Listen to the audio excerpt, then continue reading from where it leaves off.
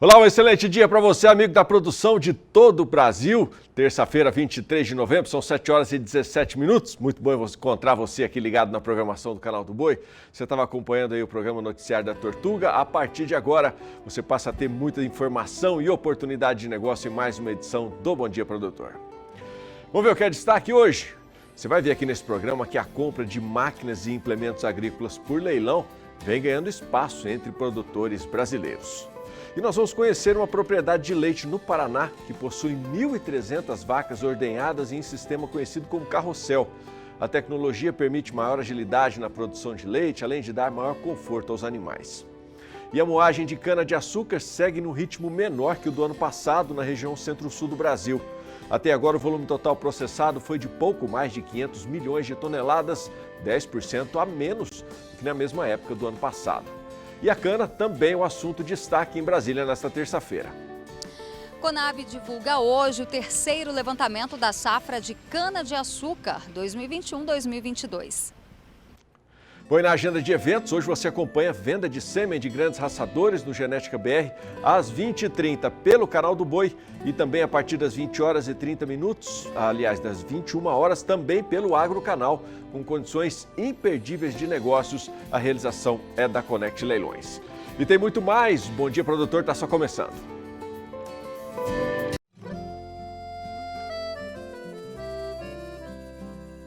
Acorda que o galo já cantou e o sol já vem fazer brotar mais um novo dia.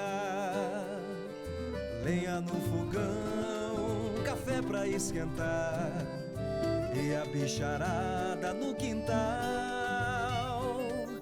Bota pra molhar, tira leite no curral. Arreia o cavalo, tem gado pra campear.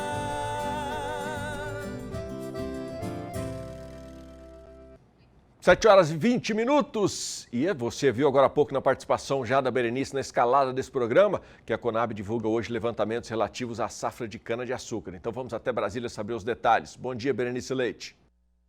Olá, bom dia. A Companhia Nacional de Abastecimento divulga nesta terça-feira o terceiro levantamento da safra de cana-de-açúcar 2021-2022. A apresentação contará aí com a participação do diretor-presidente da companhia, Guilherme Augusto, o diretor de Política Agrícola e Informações da Conab, Sérgio Dezem, e o secretário de Política Agrícola do Ministério da Agricultura, Guilherme Bastos. A transmissão tem início a partir das 9 horas no canal do YouTube. De Brasília, Berenice Leite. Obrigado, Berenice. Vamos começar a falar de mercado do boi gordo? Vamos dar uma olhada como foi o fechamento desta segunda-feira, na abertura dos negócios? Vamos acompanhar a primeira análise da Scott Consultoria para o mercado do boi gordo. Bom, o mercado inicia a semana bem firme. Nas 32 praças pecuárias monitoradas aqui pela Scott Consultoria, tivemos alta em 23 delas, no levantamento aí realizado pela manhã. Em São Paulo, na comparação com a última sexta-feira, a cotação do boi gordo subiu R$ 3,00 por arroba e está sendo negociada por volta de R$ 315,00 por arroba, preço bruto e a prazo.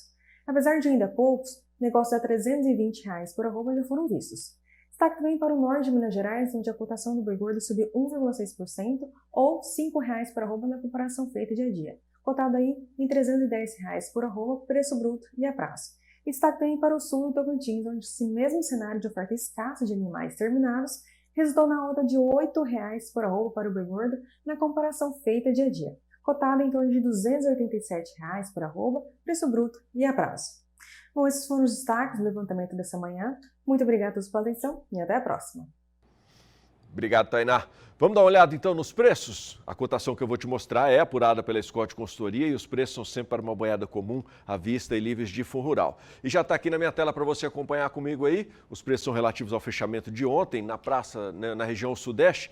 E a gente começa destacando aí os preços mínimos, com alta de R$ 3,00 no valor da arroba no Rio de Janeiro, alta de R$ 3,00 também na Praça Paulista, em Barretos e Araçatuba, no interior do estado de São Paulo.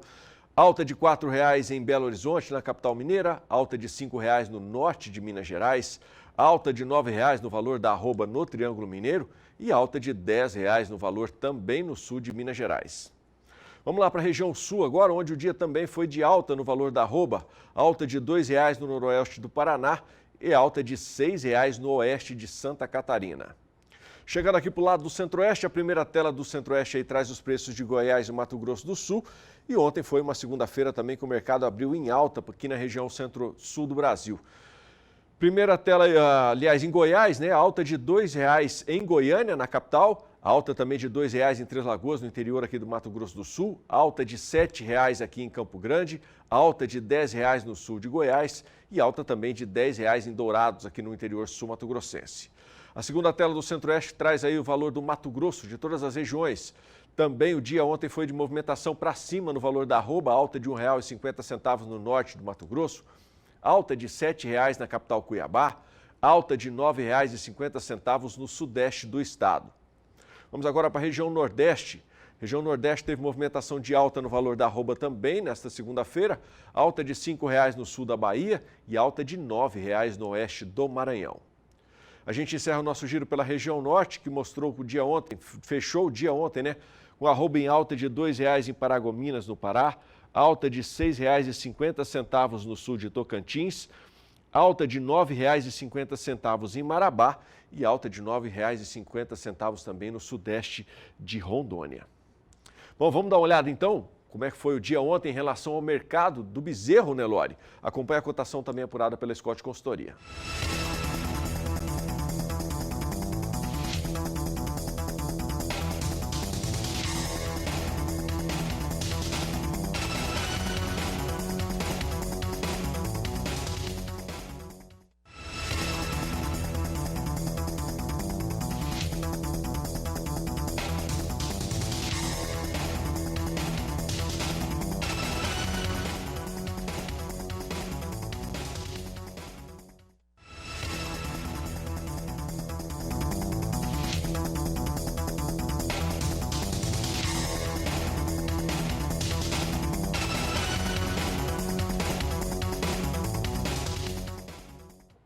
Bom, você viu aí nos números que o cenário é positivo para a pecuária nacional, mas você precisa estar preparado para acompanhar esse momento. E nada melhor do que utilizar uma ferramenta certa que chama-se melhoramento genético. Por isso que o Genética BR traz todos os dias aqui na programação a oportunidade de você adquirir sêmen de grandes raçadores, touros líderes de sumário com condições e preços imperdíveis. É a participação todo do dia do Genética BR. Gabriel Borges apresenta o touro de hoje.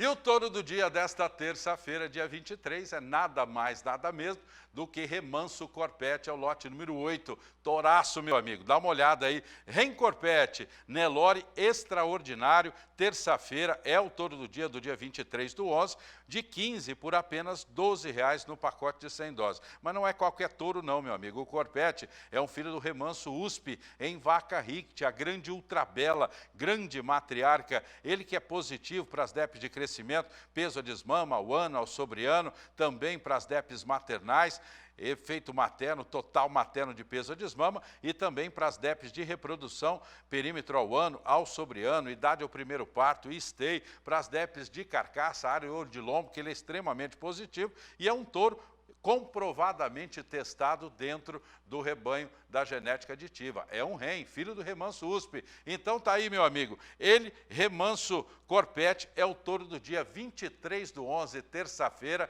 e amanhã, na quarta-feira, eu volto com mais touro do dia para você, mas não perca o Remanso Corpete não, porque é um campeão de venda de doses e você sabe, a ação touro do dia encerra à meia-noite. Um grande abraço para você.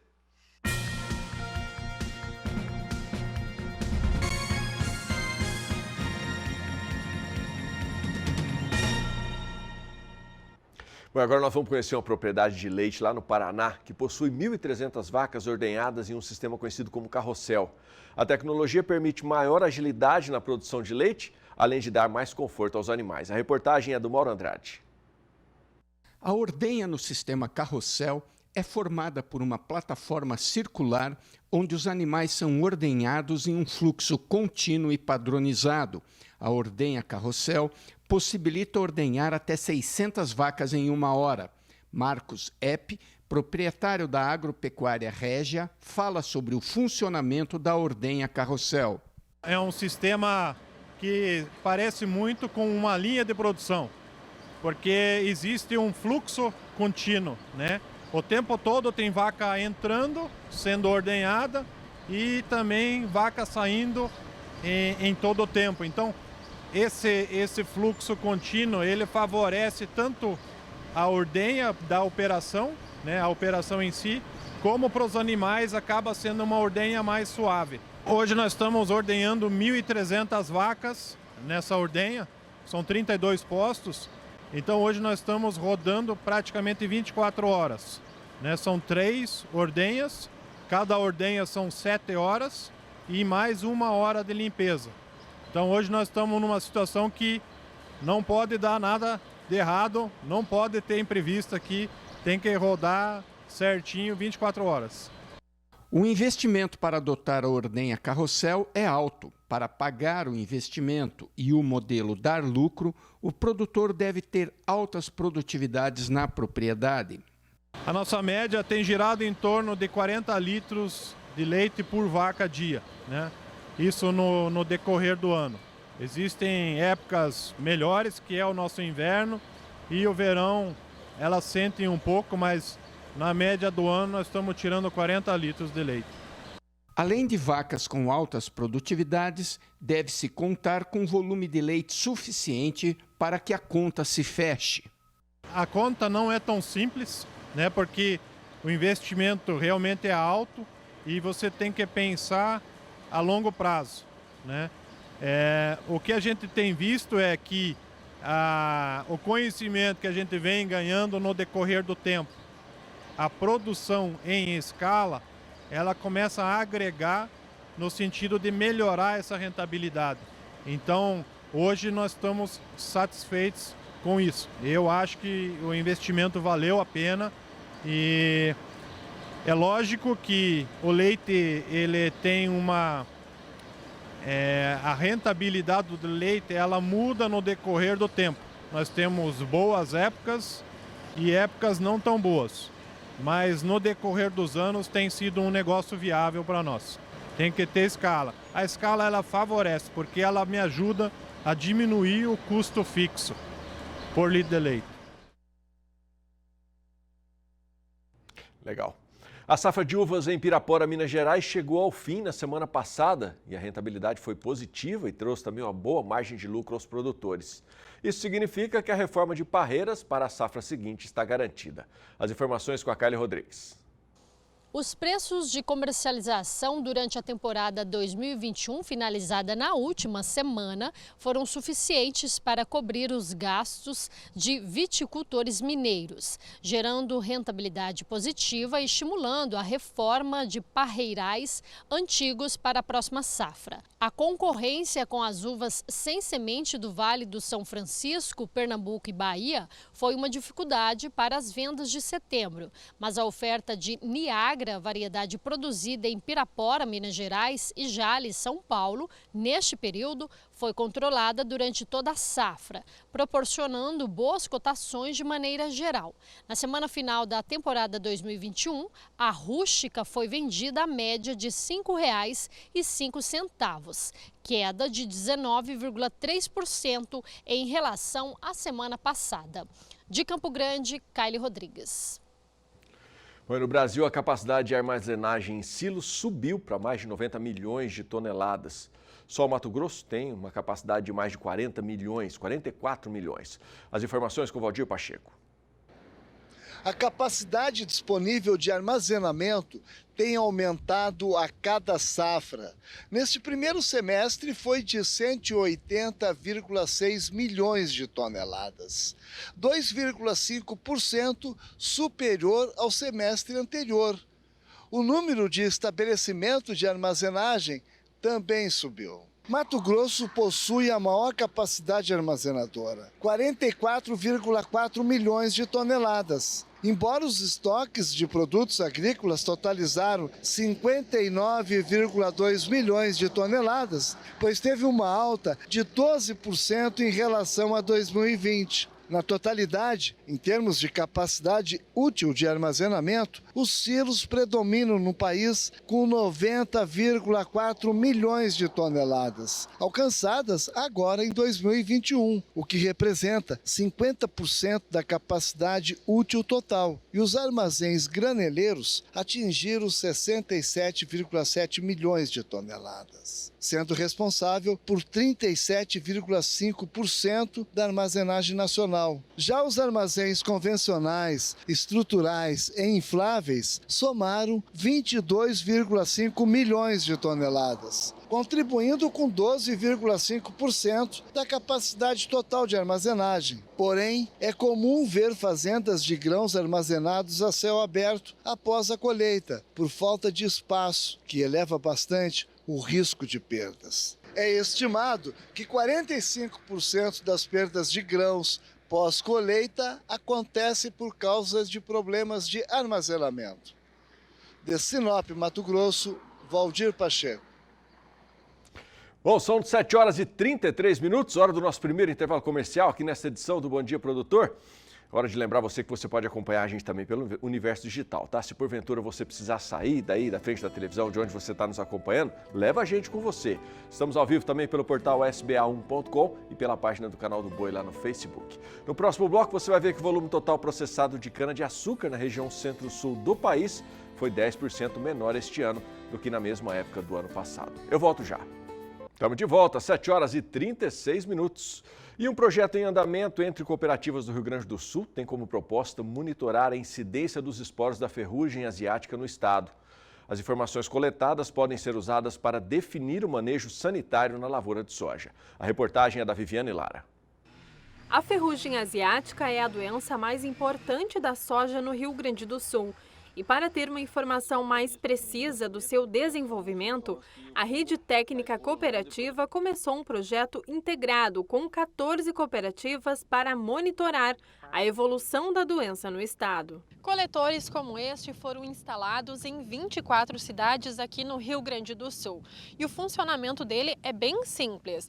Através de várias aberturas, o ar circula dentro desta caixa que possui uma lâmina microscópica com uma fita adesiva. E os esporos da ferrugem que estão suspensos no ar são captados através dessa lâmina. Toda semana, as lâminas são levadas ao laboratório referência para a identificação da presença ou não dos esporos da ferrugem. Então a gente recebe a lâmina aí de todos esses pontos de coleta e a gente faz a contagem então individual de cada lâmina, né, do número de esporos por semana. Combinando esses dados então com os modelos matemáticos, né, que esses modelos matemáticos hoje eles constam de alguns algoritmos, né, que nos auxiliam na predição. Que algoritmos que seriam esses, né? A gente trabalha então aí, né, dentro desse modelo com dados de pluviosidade, temperatura, umidade, de dados ou, enfim, algo relacionado também ao próprio patógeno, né, que seriam então, por exemplo, aí, número de esporos por lesão, taxa de infecção, né, do patógeno. Então a gente utiliza esses dados combinados com os dados observados, né, que seriam os dados da coleta de esporo, para estar fazendo a predição da doença, né. A partir da análise dos dados, as informações são repassadas aos técnicos das cooperativas e a cerca de 100 mil produtores, e assim auxiliar em uma tomada de decisão mais assertiva no campo. Esses modelos de predição eles vão auxiliar o produtor a estar, enfim, auxiliar no manejo qualitativo da doença, né? Até na escolha, por exemplo, do melhor fungicida, né, e no momento da aplicação. Nos próximos dias, né, estaremos trabalhando aí também com simulações para 15 dias futuros, né? Então a gente vai estar trabalhando aí com uma estimativa para os próximos 15 dias futuros baseado nas condições climáticas. De Cruz Alta, no Rio Grande do Sul, Viviane Lara. Bom, a moagem de cana-de-açúcar segue no ritmo menor que o do ano passado na região centro-sul do país. Até agora, o volume total processado foi de pouco mais de 500 milhões de toneladas, 10% menos do que na mesma época de 2020. O levantamento foi feito pela Única, a entidade que reúne as indústrias do setor. E as informações são do Gustavo D'Angelo. A quantidade de cana-de-açúcar processada pelas unidades produtoras do Centro-Sul alcançou 17 milhões e 20 mil toneladas na segunda metade de outubro, registrando queda de 36,79% sobre o valor apurado na mesma quinzena da safra 2020-2021, que foi de 26.930.000 toneladas. No estado de São Paulo, a moagem quinzenal atingiu 8.200.000 toneladas, queda de 49,67%. E nos demais estados do Centro-Sul, a quantidade processada na quinzena alcançou 8.820.000 toneladas, queda de 17,7%. Desde o início do ciclo 2021-2022 até 1º de novembro, a moagem acumula queda de 10,85%. Nesse período, a quantidade de cana-de-açúcar processada pelas usinas atingiu 504.410.000 toneladas, ante 565.790.000 toneladas na mesma data do último ciclo agrícola. De acordo com a Única, o número de unidades operando até 1º de novembro foi de 134 empresas. Até o momento, 128 empresas já finalizaram a moagem no ciclo 2021-2022, sendo 57 empresas com encerramento na última quinzena.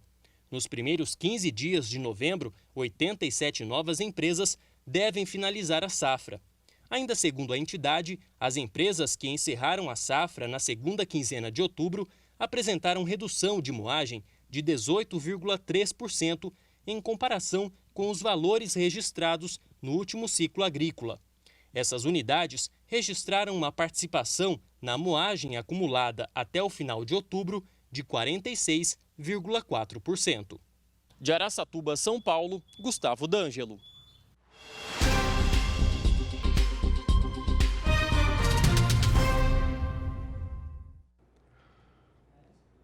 É hora do agroclima, é hora da gente saber informações sobre a previsão do tempo para esta terça-feira em todas as regiões do país. O que você separou para a gente, Renata? Bom dia. Bom dia, Adriano. Bom dia a todos. A passagem de uma frente fria hoje no sul do país provoca chuva com risco de trovoadas na região. A chuva se espalha e atinge desde o sul do Rio Grande do Sul ao leste aí do Paraná. O tempo segue firme somente no oeste do estado gaúcho e centro-norte paranaense. E hoje tem chuva volumosa também no centro-oeste brasileiro. Adriano, chove forte no estado de Mato Grosso, oeste e norte de Goiás e também Distrito Federal. Nas demais áreas e no centro-norte de Mato Grosso do Sul, o sol aparece e chove entre a tarde e a noite, mas é uma chuva bastante isolada. O tempo fica firme apenas no sul do estado sul-mato-grossense. E hoje a previsão é de pancadas de chuva em áreas produtoras também do norte do país. O tempo fica mais fechado, com pouca presença aí de sol entre Rondônia, sul do Pará, também Amazonas. Atenção aos volumes elevados de chuva entre Rondônia, Acre, Amazonas e também Pará. E chove ao longo do dia também, intercalando aí com períodos de sol em áreas do Nordeste brasileiro, inclusive no Maranhão, Piauí, centro-oeste da Bahia, com volumes elevados principalmente no oeste baiano. E no litoral sul da Bahia, chove também a qualquer momento. Sol, chuva fraca e passageira no Ceará e desde o Rio Grande do Norte até Alagoas. Nas demais áreas, tempo segue firme. E falando em tempo firme, olha só, no sudeste, Adriano, o sol predomina na maior parte do estado aí de São Paulo, também Rio de Janeiro, centro-sul do Espírito Santo e também leste e sul de Minas Gerais. Nas demais áreas, o sol aparece e há condições para pancadas fortes de chuva a partir da tarde, com risco de trovoadas, com volumes altos em pontos aí de Minas Gerais. É isso, Adriano. Durante a programação eu volto com mais informações do tempo. É com você.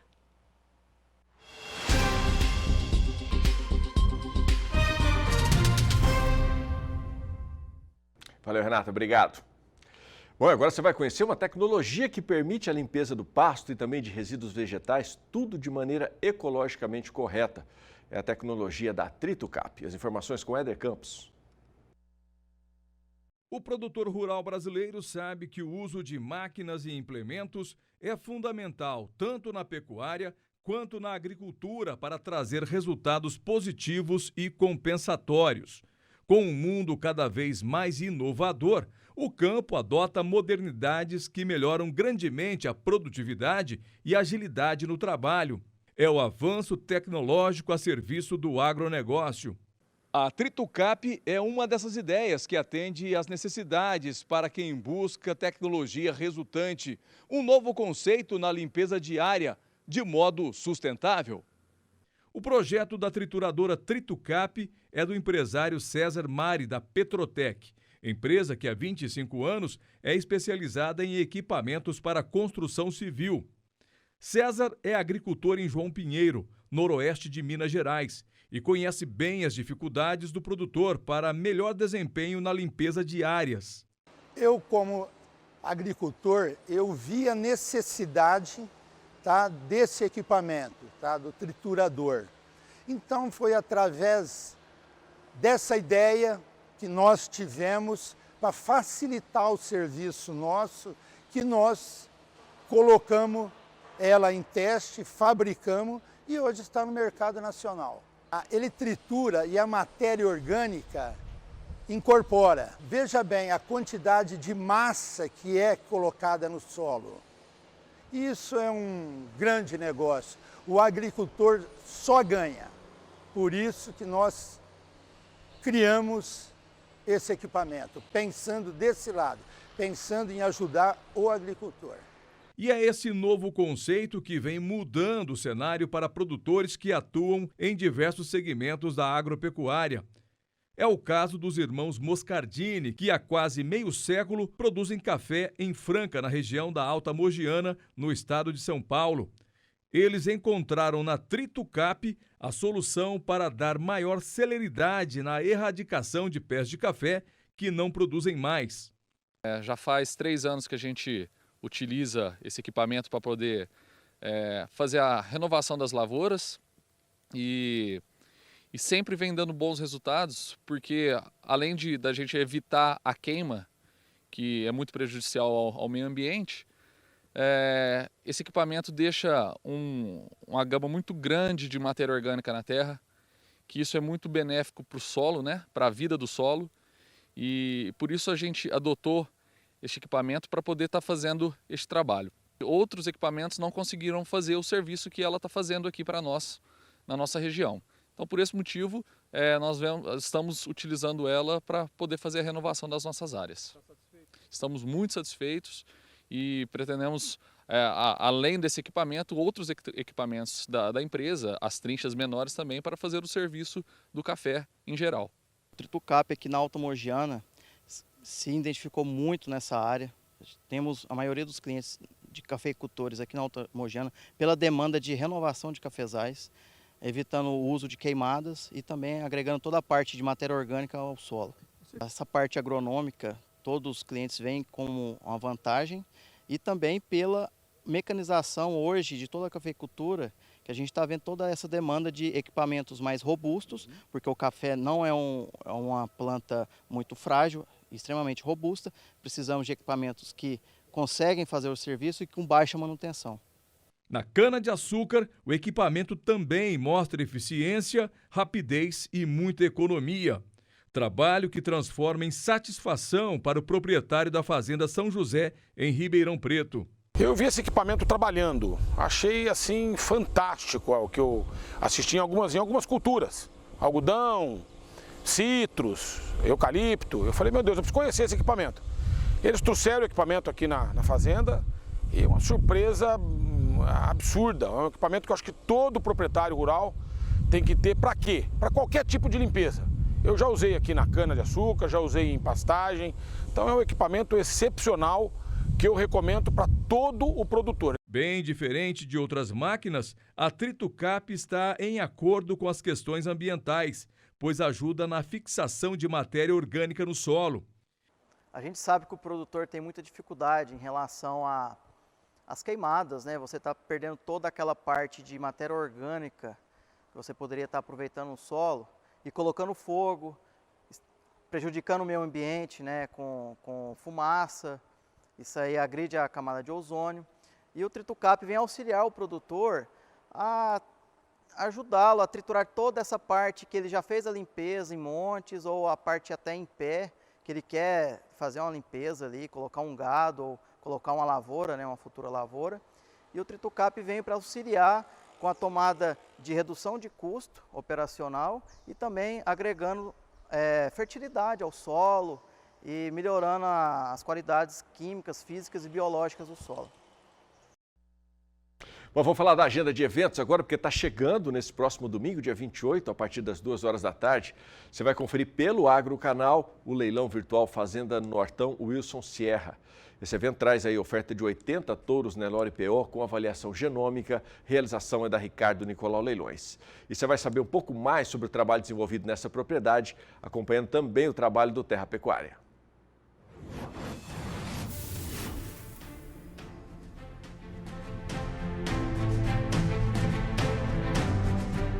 De cima, o Nelore nos recebe para mostrar o salto de evolução genética que está sendo desenvolvido no Nortão do Mato Grosso. Aqui, os grupos Sierra e Suprema têm produzido em seus plantéis animais diferenciados, que poderiam ser resumidos em que palavra, seu Wilson? Qualidade. É simples, né? Resume, qualidade. Uma história de persistência, garra e focada em resultados.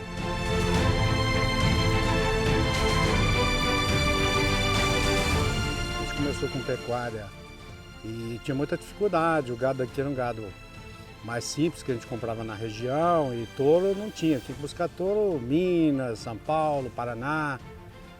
E era muito difícil, complicado ir lá buscar essa tourada, né? E a gente acabou tendo essa ideia de produzir o touro para atender a nós e a região.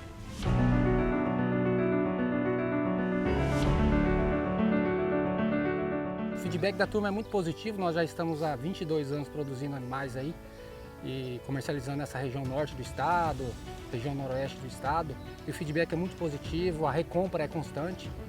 A gente estava até comentando agora há pouco sobre alguns clientes, né, que compram da gente aí há 15, 16 anos, todo ano vem levar uma quantidade de touros importante, né?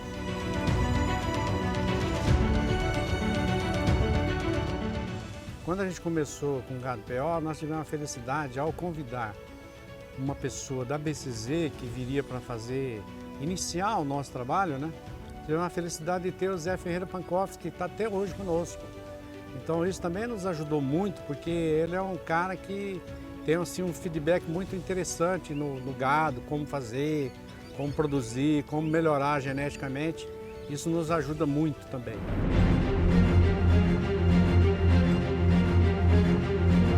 Olhando no pasto, fica nítida a rusticidade do gado, as carcaças bem estruturadas, os aprumos corretos e, claro, o potencial em transmitir para as próximas gerações essa carne que leva lucratividade ao bolso do pecuarista.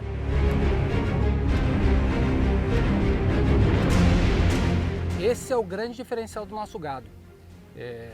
A gente sempre buscou uma vaca maior, uma vaca mais pesada, uma vaca mais comprida, porque o valor no abate na hora do descarte é uma conta interessante, que às vezes aquele produtor que foca em vender um bezerro mais prontinho, aquele bezerro já um tourinho formadinho, a vaca dele geralmente é uma vaca menor, uma vaca aí de 13 arrobas, e a nossa vacada no abate é vacada de 18, de 17 arrobas.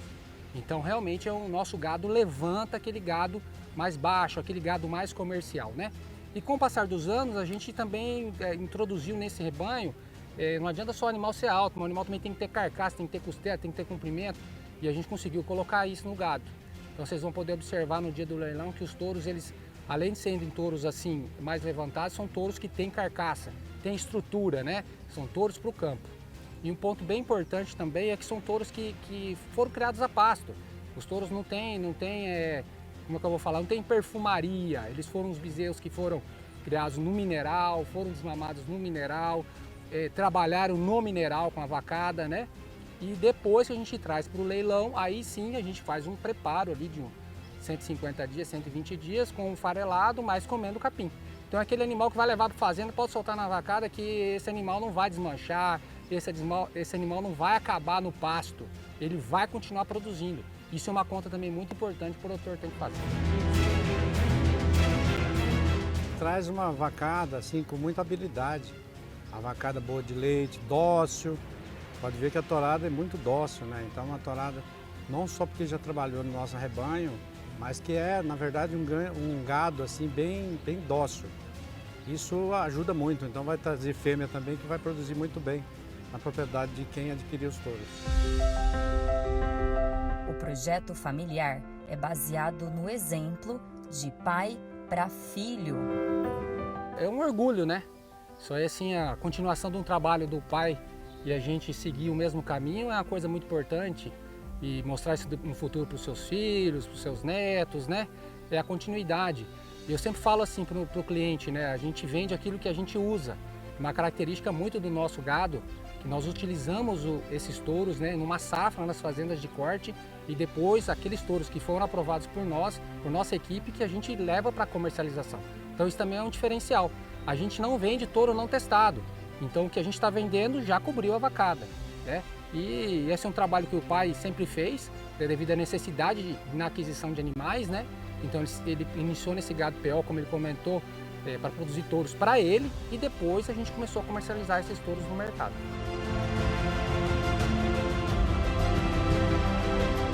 Eu costumo falar assim que a gente tem a obrigação de fazer filho melhor que a gente. E eu sou um cara muito feliz, que graças a Deus eu consegui fazer filhos melhor que eu. E isso é muito bom, né? Porque a gente trabalhou muito, eu e minha esposa. Quando nós chegamos aqui, a gente era jovenzinho, né? Aqui não tinha nada, não tinha estrada, não tinha luz, não tinha água, não tinha telefone, enfim, não tinha nada. E a gente também não tinha, vamos dizer assim, dinheiro, tinha saúde, vontade de fazer as coisas, né? Então hoje você vê os filhos seguindo, então isso é muito importante. Isso nos dá, assim, aquela garantia, confiança de que as coisas vão continuar. Então nos deixa muito felizes, tanto a mim como a Neise. Eu sempre deixei o Alex caminhar, porque eu sempre falo assim, que só trupica quem caminha. E na verdade ele trupicou muito pouco, né? Pelo tanto que caminha e que ainda continua caminhando, trupicou muito pouco, porque é um menino. Eu falo menino porque é meu filho, né? É um homem muito sério, faz as coisas com dignidade, com honestidade, com seriedade.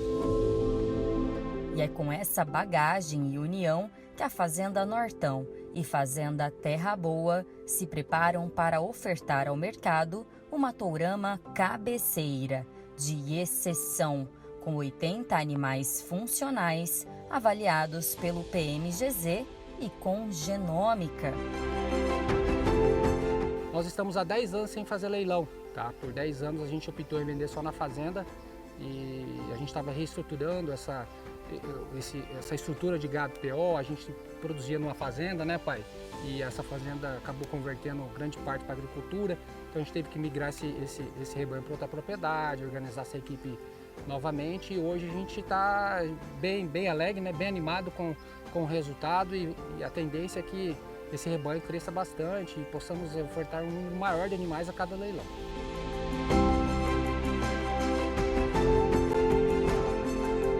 Anotem na agenda o dia 28 de novembro, pois as telas do Agrocanal serão dominadas por muita tradição e credibilidade.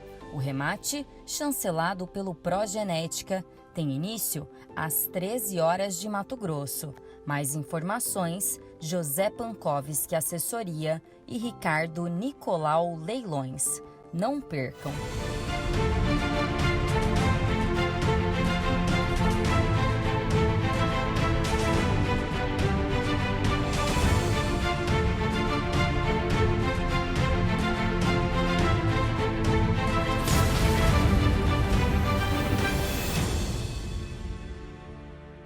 Legal, lembrando que você sempre fica muito bem informado sobre a nossa agenda de eventos lá no portal sba1.com. São 7 horas e 58 minutos, vou para mais um rápido intervalo comercial. Logo depois, no próximo bloco, você vai conferir que a compra de máquinas e implementos agrícolas por leilão vem ganhando espaço entre os produtores brasileiros. 2 minutinhos, eu estou de volta. 8 horas, 1 minuto, estamos de volta. E os produtores de soja do Rio Grande do Sul precisaram parar os trabalhos no campo por falta de umidade. A Viviane Lara conversou com um especialista para saber qual a orientação diante desse cenário.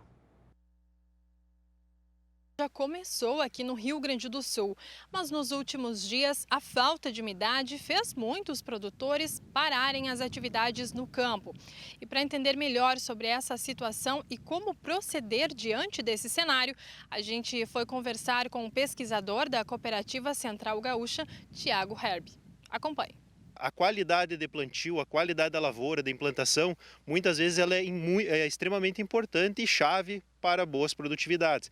Então, às vezes a gente fica preocupado e apreensivo por não estar plantando, por estar em condições, às vezes, ou excesso de umidade ou baixa umidade, como nesse momento, né? E atropela as operações de plantio e não tem um bom estabelecimento da lavoura. E aí aquele maior potencial que tu teria por época de semeadura acaba sendo penalizado por uma implantação de lavoura não adequada. Então é importante ter atenção a esses detalhes. O ano passado a gente já sofreu uma situação parecida com essa, de falta de umidade, né, no momento do plantio. Isso, o produtor ele precisa começar a levar em consideração esse momento para as próximas safras? Esse é um ponto importante que faz parte do planejamento de uma propriedade. Então, questões como preparar a área de soja, né? O preparo do plantio do leite, semeadura, ele inicia já ao final da safra de soja. Então, uma boa cobertura, palhada, vai manter o solo com uma maior umidade, né? Então, esses períodos de estiagem, quem tem uma boa rotação de cultura, uma boa qualidade de solo, áreas com uma boa palhada, estão ainda tendo condições de umidade para semeadura e semeando dentro da janela. Então, isso também faz parte. Um outro ponto que em questão relacionada a cultivar, que o produtor tem que também levar em consideração, é a questão de escalonamento de ciclo e também o cuidado de cultivares para a sua propriedade. Por exemplo, existem cultivares que eles performam muito bem em épocas de semeadura muito restritas. E aí que vem o grande problema. Digamos que, como aconteceu ano passado, está acontecendo esse ano. Digamos que vocês têm um cultivar que ele performa muito bem numa janela de 20 de outubro a 5 de novembro. E o produtor não consegue semear, né, nesse momento. Aí o que vai acontecer? Daí tu tem uma grande penalização comparado a um outro cultivar que teria uma performance melhor. Então o produtor tem que estar atento a isso, não depositar todas as fichas nesses tipos de cultivar. Tem que ter planejado assim situações como essa. Você não consegue semear em determinadas épocas, tu tem um cultivar que vai performar muito bem até final de novembro, às vezes até início de dezembro, ajustando a população de planta, entregando estabilidade e potencial produtivo. Então é importante ter isso também no planejamento. E é importante também a questão do cuidado de escalonamento de risco. Assim como está seco agora, tem veranicos que ocorrem às vezes no enchimento de grão, florada. Então o produtor tem que cuidar para que a lavoura dele às vezes não floresça tudo no mesmo período, não tenha enchimento de grão tudo no mesmo período. Tudo isso passa por planejamento, né, de escolha de cultivares e época de semeadura. Esse ano tem uma previsão de laninha, né, com chuvas abaixo da média. O produtor que ainda não semeou, qual a orientação para ele? Bom, a questão de clima eu prefiro deixar de lado, a gente trabalha muito com estabilidade produtiva, então acho que cada produtor, a questão climática, cada ano é um ano, né? Cada ano o comportamento ele é diferente, ele é distinto, mas existem padrões de série históricas. Então a gente trabalha nas pesquisas com os dados robustos, dados que a gente leva em consideração de 5, 10, 15 anos, então a gente acaba fazendo um trabalho em cima de uma estabilidade produtiva, que é o que cada propriedade e cada produtor tem que ter, conhecer muito bem. Às vezes a questão de padrões de chuva muda dentro de cada localidade, tem regiões que às vezes vem aquelas pancadas de chuva e aquela localidade sempre ganha. Então é importante o produtor ter um planejamento balizado assim numa estabilidade ao longo dos anos. Então, independente do ano, né, ele tem aquele planejamento que ele sabe o que dá mais estabilidade de cultivar semeado em determinadas épocas, escalonamento de ciclo, sempre escalonamento, né? Claro que em alguns anos eles não vai expressar o máximo potencial, mas ele dá estabilidade. Então, o ponto-chave é a escolha do que o produtor quer, estabilidade ou, às vezes, alto potencial produtivo, né? Então, é uma decisão, uma linha ali tênue, né, que tem que ter. Mas, considerando uma série de longos anos, sempre vai se ter um posicionamento mais assertivo e estável para situações como essa, de anos de laninha, anos de El Niño, anos neutros, né, que nós temos esse posicionamento. Mais alguma coisa que tu acha importante destacar? A questão, principalmente, é que nem eu comentei, acho que é importante o planejamento, né, da propriedade. O Rio Grande do Sul, ele permite, tem uma ampla janela de semeadura, nós temos estabilidade e potencial produtivo com uma amplitude de janela de semeadura no estado do Rio Grande do Sul de 5 de outubro até final de novembro. Na safra passada, as condições de clima foram também muito favoráveis, semeaduras de início de dezembro tiveram ótimos potenciais produtivos.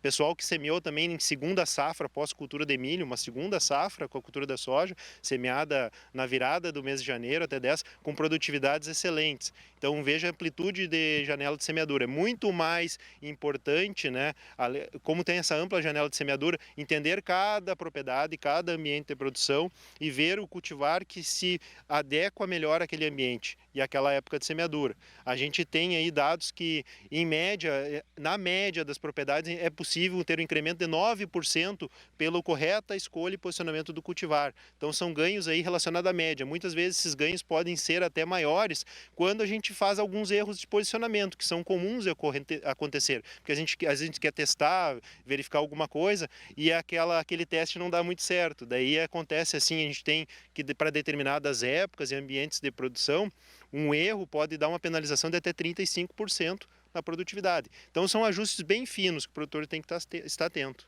De Cruz Alta, no Rio Grande do Sul, Viviane Lara.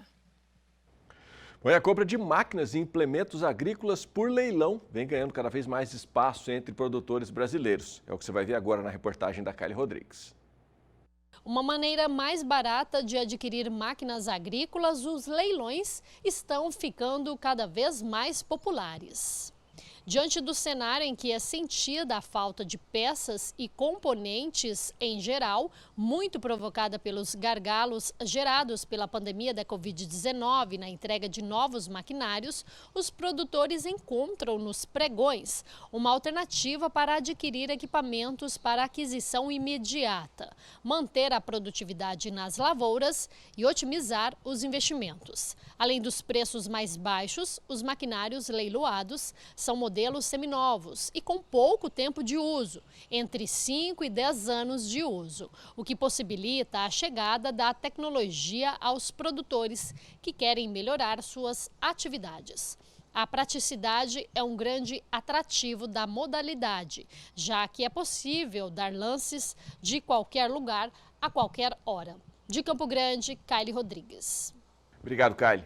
Bom, durante o Encontro Nacional de Cooperativas do Agronegócio, que foi realizado em Campinas na semana passada, Walter Pulga Júnior conversou com o vice-presidente da Cocari, a Cooperativa Agropecuária Industrial de Mandaguari, no Paraná, sobre como a necessidade fez com que fosse criada uma nova cooperativa para escoamento da safra, a Rodocop. Confira. E no Encontro Nacional de Cooperativas Agropecuárias, a presença da Cocari, que veio apresentar um projeto novo, chama Rodocop, ou seja, a Cocari, que é uma cooperativa do Paraná, estruturou uma cooperativa de transporte. Eu tenho aqui comigo o Marcos Trintinalha, presidente da Cocari, um dos responsáveis por esse projeto. Uma cooperativa formou uma outra cooperativa de transporte, que história é essa? Bom, primeiro é um prazer poder falar contigo, né, Pulga, e seus ouvintes.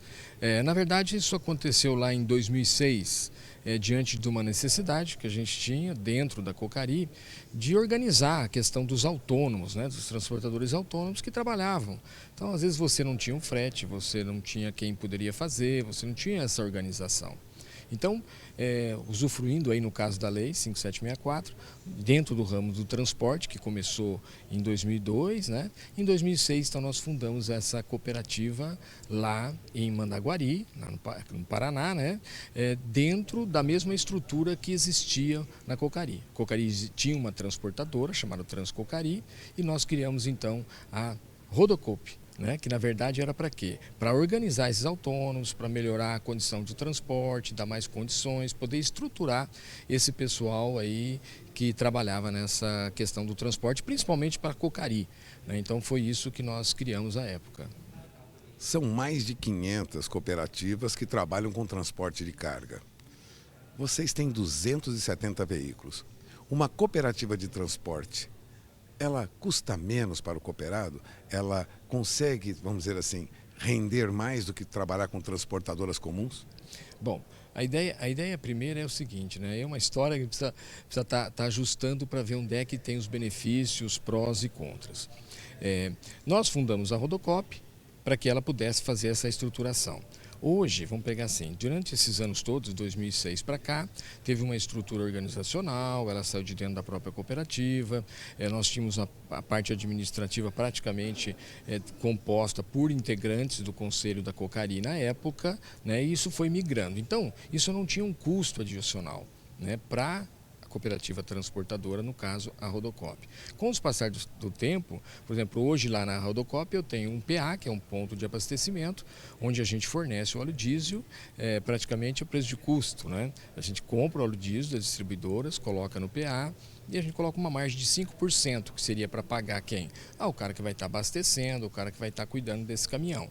Em contrapartida, no final do ano, a gente devolve 2% de acordo com aquilo que o nosso cooperado abasteceu lá dentro. É claro, de um ano para o outro isso muda, mas geralmente nós estamos fazendo isso. Então nós instalamos também dentro da Rodocop, com o passar do ano agora, nós colocamos lá então um ponto de lugar para o cara fazer a lubrificação, para a lavagem dos próprios caminhões, então com um custo menor do que ele estaria pagando fora, né, numa lavagem de caminhão. Então tudo isso aí para que é? É o reflexo para que possa sobrar mais no bolso do associado e consequentemente não cobrar um custo maior da cooperativa parceira, daquela que faz a intercooperação. Então nós podemos competir no mercado, devolvendo mais para o associado e também não custando nada mais do que está no mercado hoje para a cooperativa parceira, no caso aí a intercooperação, que a gente tem hoje com a Cocari, com a Aurora Alimentos, né, com a Conagro, que a gente traz produtos também, Colaria, entre outras cooperativas. Então acho que no final todo mundo ganha, porque o associado que participa, ele tem alguns benefícios. Primeiro que é participar do resultado, né? Segundo, tem alguns benefícios, aí nós tratamos até questão de seguro de vida e uma série de coisas. E o principal, Puga, eu vou falar um negócio para ti, que desde que eu estou lá, a gente está buscando isso. Tirar ele do rasga-lona, no linguajar nosso de motorista, né? Então, por exemplo, porque hoje a grande dificuldade é a sazonalidade. Nós sabemos hoje que o cara que tem um caminhão, um carga seca ou um outro caminhão qualquer, ele tem período de safra e entre safra. Então, por exemplo, chega na safra, ele tem um frete muito alto, e chega na entre safra, o frete dele acaba sendo ruim demais. Às vezes não paga nem o óleo diesel, que hoje é dos insumos mais caros que tem no mercado, chegando nesse momento aí na ordem quase de 50%, dependendo do local que ele vai levar o seu caminhão, né? Então, onde ele vai levar. Então, o que a gente faz com isso? A gente reduz isso tudo, essa despesa, dá condições para que ele fique uma média anual, vamos supor, nem tanto lá em cima, nem tanto lá embaixo. Então ele tira essa sazonalidade, porque ele passa a transportar com frequência, quase o ano todo, para essa cooperativa parceira em que ele faz a integração, no nosso caso, tanto a Cocari, quanto a Aurora, quanto os outros parceiros que a gente tem lá dentro, e aí a gente consegue estar brigando nesse preço. Hoje não é lá em cima, mas também não é lá embaixo. É uma média. Então, acho que todo mundo ganha. Eu acho que quando a gente trabalha, né, que nem no nosso caso lá, dentro do sistema cooperativo, essas facilidades ajudam. Então, nós temos lá, dentro da Cocari, aonde a Cocari vai, eu falo a Rodocop vai, né? Quer dizer, a Cocari hoje está no Paraná, em vários lugares, nós estamos em Goiás, estamos em Minas Gerais e nós temos a Rodocop lá junto também, buscando o autônomo, trazendo ele para dentro do sistema, explicando como é que funciona essa questão do cooperativismo e a partir daí iniciando um trabalho diferenciado, né? Tentando fazer com que ele tenha uma condição de vida melhor. Vamos lembrar que há uma crise hoje no transporte rodoviário no Brasil, há muita preocupação, muita reivindicação. O cooperativismo, na sua opinião, você é um homem de cooperativa, o cooperativismo ajudaria o caminhoneiro brasileiro? Sim, e digo por quê. Veja bem, você acabou de frisar, nós temos hoje aí em torno de 1.290 cooperativas a nível de Brasil, né, de transportes. Temos em torno de 510, 500 e poucas cooperativas só transporte de carga. Depois entre os outros aí, que são passageiros, enfim, e uma série de coisas. Então, como é que poderia ajudar? E como é que ajuda? Então, no nosso caso, por exemplo, o nosso motorista ou o nosso cooperado, que faz parte de um transporte para a Cocari. Pegar fios, que é um exemplo que a gente tem lá. Tem um grupo que só transporta fios, são especializados em fios. Então, nós damos condições para cooperativa que produz o fio, no caso a Cocari, que nós vamos entregar na hora certa, adequadamente, com produto com a melhor qualidade possível. tá? Então, isso vem de uma maneira o ano todo, não para, não tem dia, não tem hora e tal. Estamos transportando esse produto. Em contrapartida, na pergunta que você me diz, poxa, pode melhorar para ele, pode ajudar? Ele não tem essa sazonalidade. E outra coisa, quando o insumo, no caso agora, por exemplo, subiu muito, a gente está vendo aí, é uma questão mundial, né? Pega o petróleo, pega pneus, pega tudo que subiu aí, quer dizer, o gerente da cooperativa, a diretoria da cooperativa, no caso, faz uma nova planilha de custo, vai até no cliente que é aquele que está buscando a carga, buscando o serviço, ou seja, a Cocari, ou seja, a Aurora, e dispara o gatilho. Nós temos um gatilho contratual. Então, o óleo diesel subiu uma margem aí de 10%, vamos colocar um exemplo. Pô, sobe o gatilho. Nós vamos lá e discutimos, levando, olha, o custo aumentou, nós precisamos dar uma melhorada aqui. Então, essa conversação ajuda muito. Então, nós fazemos isso em todas as áreas que a gente tem essa atuação. E para o outro lado, qual que é a importância? Vamos pegar aqui. A Aurora, por exemplo, ela não precisa tratar com 20, 30, 50 motoristas autônomos, ela trata com uma pessoa só. Está aqui a planilha, está aqui o custo, dá para discutir, chega num acordo, ajusta-se o preço e valores e toca a vida. Eles precisam do nosso trabalho e nós buscamos cada vez mais fazer com a melhor qualidade possível. E o motorista, o cooperado, precisa também do cliente do outro lado. Então, acho que é uma mão dupla, né? Porque a gente fornece lá todos os insumos, a gente trabalha muito com, fornece pneus, fornece outras situações mais. Então, acho que é isso que acaba ajudando, né? Eu acho que essa é a beleza, viu, Pulga, da intercooperação. Eu acho que esse é um princípio. Como eu disse no início ali, eu acho que tem muita coisa para a gente fazer. Eu trouxe o cooperativismo paranaense, onde a gente está inserido. Eu faço parte lá do Sescope do Paraná, faço parte da FETranspar. Eu sou presidente hoje das cooperativas do Paraná, de transportes. Então, eu trouxe os números das possibilidades. Trouxe o número do agro, faturamento, né, número de funcionários, número de associados no Paraná. Então, nós temos uma variedades, né, de coisas que a gente pode fazer. Então, na cooperativa de crédito, na cooperativa médica, se a gente trabalhar no processo de intercooperação, onde eu me coopero numa cooperativa médica, que em contrapartida utiliza o meu trabalho como cooperativa de transporte para levar paciente, para buscar insumos, para cuidar, a gente vai se ajudando e essa máquina não para. Então, eu acho que é um princípio, eu acho que a gente tem muito que fazer. E isso só vai acontecer a partir do momento da confiança que possa existir entre quem quer o serviço e quem presta o serviço. Então, as cooperativas de transporte, todas elas filiadas nas suas OCENGs, nas suas, assim, no nosso caso lá o CEPAR, né, as organizações estaduais, então tem de Minas, OCENG, tem, enfim, todas que existem, filiada também na OCB, né, que é a nossa central em Brasília, que compõe todas as cooperativas. Então, tem todo o suporte para poder fazer a melhor gestão possível. Então, acho que é isso. Acho que todo mundo ganha quando a gente faz a coisa certa, quando a gente quer o melhor, né? Independente de quem seja. Nós estamos falando aqui da Cocari, faturamento aí 3,7, né? Vamos chegar, ano passado 2,8, esse ano vamos passar de 4 bilhões de faturamento. É um ano muito difícil para o agro, em termos de clima, né? Mas a gente está conseguindo. Então, para ela é importante e para a Rodocop também. Então, acho que independente do tamanho, né, das cooperativas. Posso falar um pouquinho? Você imagina só a gente montar uma cooperativa de transporte dentro da maior cooperativa da América Latina. Tá? Não vou nem falar o nome aqui, que todo mundo sabe qual que é. Né? Então, existe transportadora, mas existe muito autônomos em volta. Então, imagina só, se a gente montasse uma cooperativa de transporte só para prestar serviço para essa autônoma, né? Ou para essa cooperativa maior. Entendeu? Então, é isso. Vou pegar aqui a Central Aurora Alimentos, ela não tem um caminhão, são tudo terceirizados, ou tem alguma transportadora, ou tem alguma cooperativa que trabalha lá.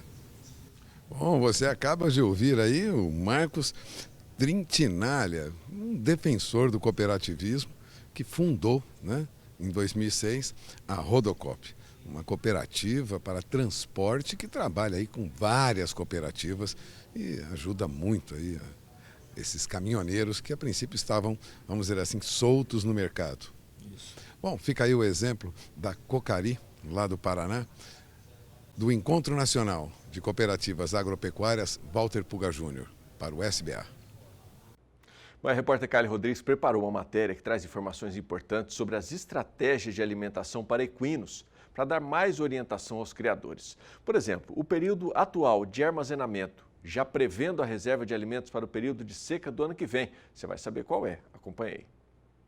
Por conta da seca, 2021 foi um ano que faltou alimento para bovinos e equinos. Os custos de produção foram lá em cima. Pensando nisso, que os produtores da equinocultura precisam se preparar e armazenar alimento. Armazenar tanto capim, né, quanto uma silagem, fazer um armazenamento, pensando em feno, né, e a silagem, que é tão preocupante aí para cavalo, que é um mito aí, a gente tem que usar esses artifícios, né. Então agora é o momento da gente fazer uma capineira, da gente preparar a fenação, né. Por que eu digo da silagem?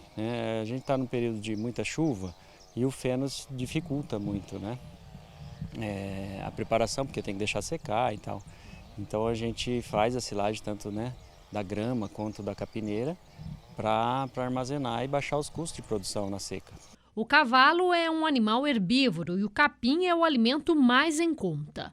O médico veterinário explica que quando apenas a forragem não é suficiente na dieta, a utilização da ração pode ser útil. Pensando agora nos altos custos e tudo, a gente tem que pensar na ração como um suplemento, né? Então o que o meu animal está fazendo? Ele está num trabalho de fazenda, ele está no esporte. Então, em cima disso, a gente vai adaptar essa dieta para que ele tenha os nutrientes necessários para realizar seu trabalho. É necessário ter cuidado com a ração fornecida para os equinos. O excesso pode provocar danos à saúde dos animais, principalmente incidência de lesões locomotoras. A equinocultura é dividida em duas categorias: aras, criação elitizada, e fazenda, que segue a linha de animais para a lida diária no campo. Um potro com excesso de energia, excesso de proteína, ele é muito mais maléfico do que benéfico para ele. Então isso a gente faz para a gente, né, para os nossos olhos, e está prejudicando muito a criação. Isso a gente vê nas pistas, né? Animais se machucando cada vez mais cedo, com vida muito curta de esporte, né? Animais de trabalho, de criação de fazenda, a gente não vê acontecer tanto por conta do investimento ser menor. Mas nós temos que tomar muito cuidado na criação de elite com esse excesso de suplementação. De Campo Grande, Kaile Rodrigues. Bom, o queijo artesanal do Rio Grande do Sul conquistou a medalha de ouro em um concurso internacional. O produto concorreu com mais de 800 queijos nacionais e também de outros países. Os detalhes com a Viviane Lara. Os produtos foram analisados por mestres queijeiros de diversas nacionalidades no Araxá International Cheese Awards, ocorrido em Araxá, Minas Gerais, no começo do mês. A queijaria Chácara dos Padres produz queijos serranos há mais de 15 anos, principalmente por meio das mulheres da família Ribeiro de Lis, que tem 200 anos de tradição aqui no Rio Grande do Sul. Todos os dias são produzidos de 20 a 25 quilos do produto, que atualmente pode ser vendido em âmbito estadual. A medalha de ouro é o segundo prêmio da queijaria este ano. Em outubro, a Chácara dos Padres recebeu a premiação de Boas Práticas Agropecuárias e Fabricação pela Secretaria Estadual de Agricultura. De Cruz Alta, no Rio Grande do Sul, Viviane Lara. Bom, e a Receita Federal autorizou a abertura de licitação para outorga de permissão do Porto Seco de Corumbá. As informações com o José Cunha. A portaria SRRF01 de número 94, que autoriza a abertura de licitação para a operação do Porto Seco de Corumbá, foi publicada no Diário Oficial da União nesta quarta-feira. O prazo de concessão é de 25 anos, podendo ser prorrogado por mais 10 anos. A licitação abrange carga geral unitizada ou acondicionada em embalagem especial, frigorificada e a granel, para a prestação de serviços públicos de movimentação e armazenagem de mercadorias importadas ou a exportar sob controle aduaneiro. O Porto Seco de Corumbá está sob a administração da AGESA, que teve o contrato de concessão encerrado em 2018 e desde então opera o porto sem contrato até que a Receita Federal faça outra licitação para escolher nova concessionária. De acordo com o titular da Semagro, o secretário Jaime Verruc, é fundamental que esse Porto Seco tenha em seu processo licitatório o ramo ferroviário, que vai possibilitar tanto a chegada de produtos pela ferrovia boliviana, como para a nova Malha Oeste, que também está em processo de relicitação. De Campo Grande, Mato Grosso do Sul, José Cunha. Bom, e hoje, em virtude do programa Conexão Rural da GM Pasto, você confere daqui 3 minutinhos. A gente encerra essa edição do Bom Dia Produtor mais cedo. Agradeço demais a sua companhia. Lembra você que daqui a pouco essa edição vai estar na íntegra para você lá no YouTube e tem mais informações sobre o agronegócio e oportunidade de negócio também no portal sba1.com. Tenha uma excelente terça-feira. Até amanhã. Tchau, tchau.